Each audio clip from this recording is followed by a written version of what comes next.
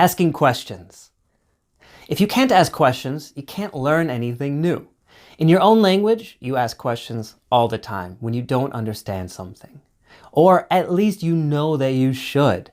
It's the same in English. If you ask a question, you will get an answer. Native speakers ask questions all the time when they didn't understand or are confused. What we're focusing on right now are little expressions we use in a conversation to show we didn't understand or hear something correctly. Let's get to it.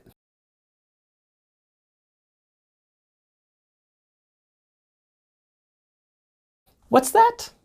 We use what's that, sorry, what was that, and I didn't catch that when we didn't understand what someone said in a conversation or to show we don't understand the thing, concept, or idea they are talking about. Here are some examples. The said he's going to be late.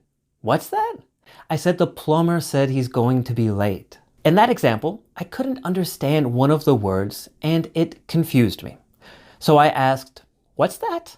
And the prison industrial complex is contributing to incremental rise of the problem, right? Huh? I didn't catch that. In this example, I understood all the words, but what the person was saying still didn't make any sense to me. So I said, I didn't catch that to show my confusion.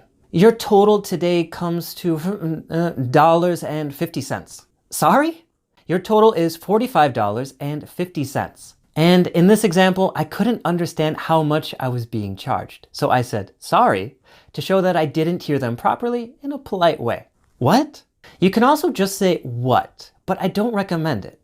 When people just ask what, it can appear very rude. So if you want to avoid any nasty situations in English, use any of the other expressions I told you about.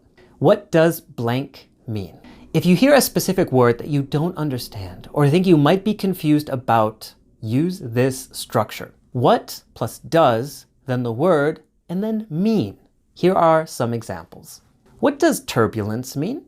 Oh, it's that rough air that shakes the plane when you're flying. What does hangry mean? Hangry means someone who's angry because they're hungry. You can also ask what's a, and then the noun, the thing you're asking about. I didn't understand. What's an igloo? It's a house made of ice. Did he say caboose? What's a caboose? Well, in this situation, it's a but. Basic question structure. In my opinion, being able to ask a question with proper grammar will make you appear fluent. It can be very confusing and challenging for a native speaker to explain something when the question they're being asked doesn't make sense. So let's look at the basic question forms to turn you into a question master. With regular verbs like eat, travel, and walk, we form a question by putting the helping verb do in the front. In the present, it's either do or does, depending on your subject. Do I, do we, do you, do they, does he, does she, does it. In the past, it's did I, did he, did she, did it, did we, did you, did they. After that, we put our main verb, but it stays in the infinitive, also called the base form. That means we don't change it at all. Turn the following statements into questions. Statement, he travels a lot. Question, does he travel a lot? Statement, he ate the cake. Question, did he eat the cake? Statement, I walk 3 miles every day.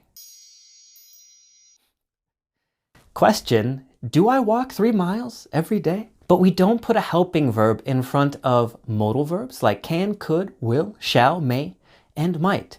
We also don't put a helping verb in front of questions with the verb to be or to have. With all of these, we use inversion.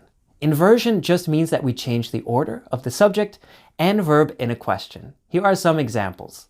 Statement, I am going to the store. Question, am I going to the store? The subject is I and the verb am comes next. To form the question, I just changed the order of the subject and verb. Statement, you will see me tonight at the party. Question, will you see me tonight at the party? Statement, we've been busy all day. Question, have we been busy all day? Statement, you could win the competition. Question, could you win the competition? Statement, he may do it tomorrow. Question, may he do it tomorrow?